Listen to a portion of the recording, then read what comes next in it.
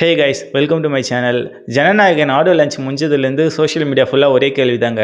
தனுஷ் வருவார், ஆடியோ லான்ச்சில் பயங்கரமாக பேசுவார் அப்படின்ட்டு அலப்பறை பண்ணியிருந்தீங்களே, எங்கடா வந்தார் அப்படின்ற மாதிரி நிறையா ட்ரோல்ஸ் பண்ணிட்டு இருக்காங்க சோஷியல் மீடியா ஃபுல்லாக. ஏன்னா விஜய் ஃபேன்ஸு, தனுஷ் ஃபேன்ஸ் எல்லாருமே என்ன பண்ணியிருந்தாங்கன்னா, விஜய் தனுஷ் ரெண்டு பேருக்குள்ளுமே நல்ல ஒரு ஃப்ரெண்ட்ஷிப் இருக்குது. அப்போதுலேருந்தே இருக்குது, ரொம்ப நாளைக்கு முன்னாடியிலேருந்தே.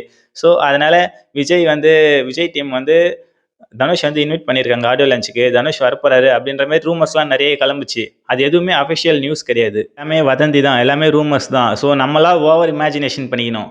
நான் கூட தனுஷ் ஃபேன் தான், நான் கூட ரொம்ப இமேஜினேஷன் பண்ணேன்.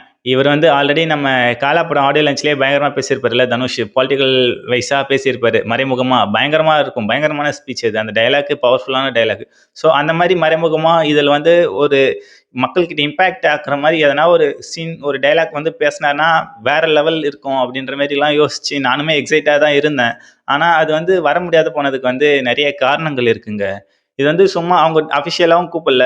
ஸோ இவர் அப்படியே கூப்பிட்டு இருந்தாலும் இவர் வந்திருப்பாரான்னு பார்த்தீங்கன்னா அதுவுமே டவுட்டு தான். ஏன்னா விஜய் நார்மலாக இப்போ பாலிட்டிக்ஸில் போகாமல், அரசியலில் இல்லாமல் தனியாக ஒரு படம் மட்டும் பண்ணியிருந்தாருன்னா கண்டிப்பாக தனுஷ் அட்டன் பண்ணியிருப்பாரு. அவருக்கு எவ்வளோ வேலை இருந்தாலும் பண்ணியிருப்பாரு.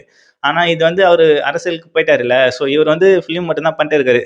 இவர் மல்டிபிள் ப்ராஜெக்ட் பண்ணிட்டு இருக்காரு. டேரக்டரு, அப்புறம் படம் actor, producer, so lyrics writer, story writer, எவ்வளோ வேலை பண்ணுறாரு. ஸோ அதனால் மல்டி டேலண்ட் இருக்கிறதுனால இவருக்கு டைமே கிடைக்காம இருக்கும். அப்படியே டைம் கிடைச்சாலுமே கொஞ்சம் வர யோசிப்பாங்க. இவர் அரசியலுக்கு வந்துட்டாருல்ல. இவர் லாஸ்ட் படம் முடிச்சுட்டு அரசியல் வந்துட்டாரு. ஆனால் தனுஷ் சினிமாவிலேயே கண்டினியூ பண்ணணும். இவரும் சினிமாவிலேயே இருந்தால் தான் அவருக்கு அதான் வேலை. ஸோ அவருமே இப்போ பாலிடிக்ஸ் வந்துட்டாருன்னா விஜய்க்கு சப்போர்ட் பண்ணுவார். இப்போ விஜய்க்கு சப்போர்ட்டாக பேசினாருனாக்கா விஜய் கூட கட்சியில் சேர்ந்து எதனா ஒரு பதவியில் இருந்தால் தான் அது பண்ண முடியும். அப்படி பண்ணால் தான் கரெக்டாக இருக்கும். அது இல்லாமல் இந்த மாதிரி சினிமாவில் இருந்து நீங்கள் சப்போர்ட் பண்ணுற மாதிரி பண்ணாக்கா பின்னாடி ஃப்யூச்சரில் தனுஷ்க்கு பெரிய பிரச்சனை வர ஆரம்பிக்கும். ஸோ அதனால் தனுஷ்க்கு பிரச்சனைன்னு சொல்லவா வேணும். ஏன்னா எவ்வளோ ரூமர்ஸ் வரும், எவ்வளோ பிரச்சனை வரும். சும்மா போகிற போக்கெல்லாம் கொளுத்தி விட்டு போவானுங்க தனுஷ் மேலே. அவன் பொண்டாட்டி எதனா பிரிஞ்சு போனால் கூட, எங்கேயோ எவனோ ஒருத்தன் பொண்டாட்டி பிரிஞ்சு போனால் கூட தனுஷ் தான் காரணன்ற மாதிரி சொல்லுவாங்க. ஸோ அந்த அளவுக்கு ஒரு கான்ட்ரவர்சரியை கிரியேட் பண்ணுற ஒரு ஹீரோ தனுஷ். கண்டிப்பாக தனுஷை இன்வைட் பண்ணியிருக்க மாட்டாங்க. எல்லாமே ஒரு ரூமர்ஸாக தான் போச்சு. ஸோ நம்மளா ஓவர் இமேஜினேஷன் பண்ணிக்கணும் இது எல்லாமே. ஸோ இவங்களுக்குள்ள எந்த ஒரு சண்டையுமே கிடையாது. இவங்களுக்குள்ள எப்பவுமே இருக்கிற மாதிரி ஒரு நார்மலான ஒரு ஃப்ரெண்ட்ஷிப் தான். அங்கங்கே ஒரு அவார்ட் ஃபங்க்ஷன் மீட் பண்ணுறது, இல்லை நார்மலாக ஒரு ஸ்ட்ரைக் பண்ணுற போராட்டம் பண்ணுற இடத்துல மீட் பண்ணுறது, இல்லை எதனா ஒரு ஆடியோ லஞ்சில் கலந்துக்கிறது, இது எல்லாமே நார்மலாக பண்ணுவாங்க. இப்போ கூட சொல்ல முடியாதுங்க, ஃப்யூச்சரில் தனுஷ் படத்துக்கு விஜய் கெஸ்ட்டாக வந்தாலும் வரலாம் ஆடியோ லஞ்சுக்கு. ஸோ எதுவுமே எதிர்பார்க்க முடியாது. ஏன்னா எதிர்பார்க்காம நடக்கும் இது எல்லாமே. அவங்களுக்குள்ள ஒரு நார்மலான ஒரு ஃப்ரெண்ட்ஷிப் தான் இருக்குது. அது எந்த கிராக்குமே இல்லை, அதில் எந்த டவுட்டுமே இல்லை.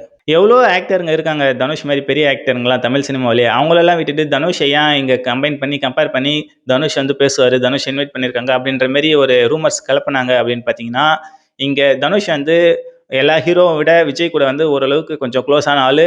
ரொம்பவே ஒரு ஃப்ரெண்ட்ஷிப், ஒரு நல்ல ஃப்ரெண்ட்ஷிப் இருக்குது அவங்கக்கிட்ட. ஸோ அவங்க தளபதி கூட விஜய் சொல்லியிருப்பாரு ரொம்ப வருஷத்துக்கு முன்னாடியே. தனுஷ் ஏதோ ஒரு அவார்ட் ஃபங்க்ஷனில் தனுஷ் கீழே இருக்கும்போது விஜய்க்கு அவார்ட் கொடுக்கும்போது, என்னை விட பெரிய பெரிய டேலண்டான ஆக்டர்லாம் இருக்காங்க, நல்லா நடிக்கிற ஆக்டர் தனுஷ்லாம் இருக்காரு அப்படின்ற மாதிரிலாம் சொல்லியிருப்பாங்க.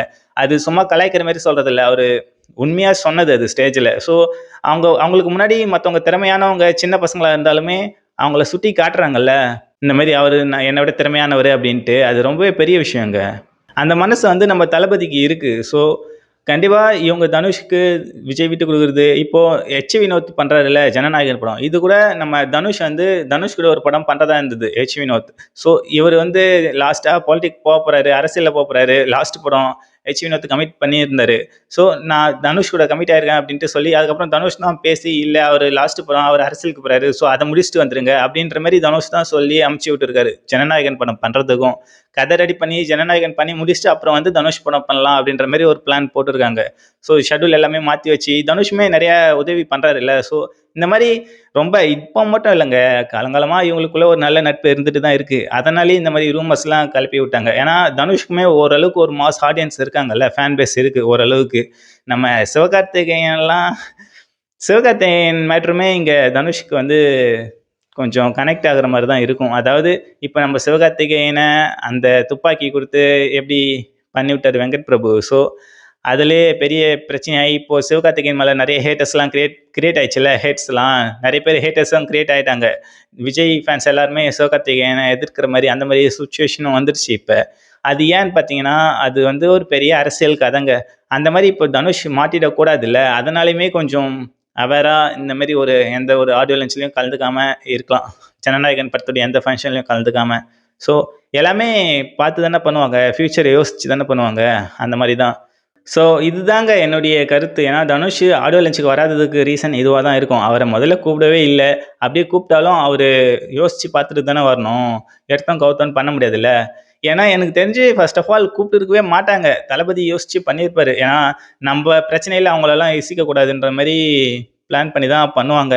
ஸோ நம்ம ரூமர்ஸை பார்த்துக்கின்னு நம்மளாம் ஓவராக இமேஜினேஷன் பண்ணிக்கின்னு நம்ம தான் குழம்பி போயிருக்கோம். ஸோ இது எல்லாமே பர்ஃபெக்டாக அவங்க நினச்ச மாதிரி ஜனநாயகன் டீம் பண்ணிட்டு வராங்க. படம் வந்து கண்டிப்பாக பொங்கலுக்கு ரிலீஸ் ஆகும். பொங்கல் கழிச்சு கண்டிப்பாக அரசியலில் பெருசாக இம்பேக்ட் நடக்கும். பார்க்கலாம். தளபதி டிவிக்கு ஜெயிக்கலைனா கூட, முதலமைச்சர் ஆகலைனா கூட நிறைய தொகுதியில் ஜெயிக்க வாய்ப்பு இருக்குது. நிறைய பதவிகள் வர வாய்ப்பு இருக்குது. ஸோ ஒரு பெரிய லீடராக, அதாவது ஒரு 2வது பெரிய கட்சியாக அமையும்னு நினைக்கிறேன் 2026 டிவிக்கு. பார்க்கலாம் என்ன பண்ணுறாரு ஏது பண்ணுறாரு அப்படின்ட்டு. ஆனால் இவர் வந்து எடுத்த காலை பின் வாங்காமல் கரெக்டாக அரசியலுக்கு பக்கமே இருந்தாருனாக்கா நல்லாயிருக்கும். ஏன்னா பெருசாக ஒரு பேர் கிடைக்கும் விஜய்க்கு. இவர் கமல்ஹாசன் மாதிரி, இந்த ரஜினி மாதிரி, ரஜினி வந்து அரசியலுக்கு வரேன்னு சொல்லிட்டு வராமல் போயிட்டார் ஒரு இஷ்யூ காரணமாக சொல்லிட்டு. ஸோ இவர் வந்து அரசியல் கமல்ஹாசன் மாதிரி வந்து எதனா தோத்துட்டோம்னாக்கா, சிஎம் ஆகலைனாக்கா, இல்லை எதுலேயுமே எந்த தொகுதியுமே ஜெயிக்கலைனாக்கா அப்படியே விட்டுட்டு திரும்ப சினிமாவுக்கு போயிட்டாருன்னா இவர் பேர் பெருசாக டேமேஜ் ஆகும். ஸோ அந்த மாதிரி பண்ணாமல் இதில் தோக்குறமோ இல்லை ஜெயிக்கிறோமோ, முதல்ல இந்த தோத்தாலும் ஜெயிச்சாலும் மீசையை முறுக்குன்ற மாதிரி தோத்தாலும் ஜெயிச்சாலும் நின்று பார்க்கணும். தோத்தாலும் திரும்ப திரும்ப ட்ரை பண்ணணும் இதுலேயே. அந்த மாதிரி தான் தளபதி பண்ணுவாருன்னு நினைக்கிறேன். ஏன்னா எனக்கு நம்பிக்கை இருக்குது. அவர் வந்து ஃபர்ஸ்ட்லேருந்தே எதுலையுமே யோசிக்காமல் பண்ண மாட்டாருங்க. அவர் தயங்கி தயங்கி தான் பேசுவார். அவர் ஒரு இன்ட்ரோவர்ட்டு. இப்போ ஒரு முடிவு பண்ணியிருக்காருன்னா கண்டிப்பாக அது துணிஞ்சு தான் பண்ணுறாரு. கண்டிப்பாக அதில் பின்வாங்க மாட்டாருன்னு நினைக்கிறேன். பார்க்கலாம். இந்த விஜய் தனுஷ் பிரச்சனை வந்து இந்த ரூமர்ஸ்லாம் வந்துச்சுல்ல, ஆடியோ லஞ்சுக்கு போகிறது தனுஷ். இதுக்கு முன்னாடியே ஒன்று கலப்புனாங்க. இந்த கரூரில் ஒரு விஷயம் நடந்துச்சு பார்த்தீங்களா? விஜய் ஒரு மீட்டிங் மாதிரி போட்டு, அதுக்கு முன்னாடி ஏதோ ஒரு டிஸ்ட்ரிக்டில் போட்டார். அந்த கூட்டமும் தனுஷுடைய இந்த இட்லி கடை படத்துடைய ஒரு மீட்டிங் மாதிரி ஒன்று வச்சுருந்தாங்க ப்ரமோஷன் பண்ணுறதுக்காக. ஸோ அந்த மாதிரி அந்த கூட்டத்தையும் கம்பேர் பண்ணி, இந்த பாருங்க விஜய்க்கு வந்த ஃபேன்ஸை விட, விஜய்க்கு வந்த ரசிகர்களை விட தனுஷ்க்கு எவ்வளோ கூட்டம் இருக்குது பாருங்க அப்படின்ட்டு இந்த டிஎம்கே சைட்லேருந்துலாம் எடுத்து போட்டிருந்தாங்க, கொளுத்தி போட்டுங்க. ஸோ இந்த மாதிரி கூட்டத்தை காட்டுறது பெரிய விஷயம் இல்லை. இந்த பாருங்க ரசிகர்கள் கூட்டம் எப்படி வருது அப்படின்றதுக்காக ஒரு கம்பாரிசன் மாதிரி நிறைய கம்பேர் பண்ணி போட்டுன்னு இருந்தாங்க. இந்த 2 ஃபேன்ஸுங்களுக்குள்ள சண்டை மூட்டி வர மாதிரி. ஸோ இந்த மாதிரி எச்சத்தனமான வேலையெல்லாம் நிறைய பேர் பண்ணுவாங்க இந்த மாதிரி அரசியலில். ஸோ அதனாலேயே தான் அரசியல் ஒரு சாக்கடைன்னு சொல்லுவாங்க. அதனால இந்த மாதிரி நிறைய வேலைகள் இருக்குங்க பேக்ரவுண்டில். ஸோ அதுலேருந்து நைஸாக நழுவி போகணும். அதுதான் நம்ம தனுஷ் பண்ணிட்டு இருக்காரு அமைதியாக. ஸோ அவருமே டிவிகேக்கு தான் சப்போர்ட் பண்ணுவாருன்னு நினைக்கிறேன். ஆனால் வெளியில் காட்டிக்க மாட்டார். ஸோ தனுஷ் ஃபேன்ஸ் நீங்கள் எல்லாம் என்ன நினைக்கிறீங்க? இது எதனால் தனுஷ் வந்து அந்த ஜனநாயகன் படம் ஆடியோ லஞ்சுக்கு போகல?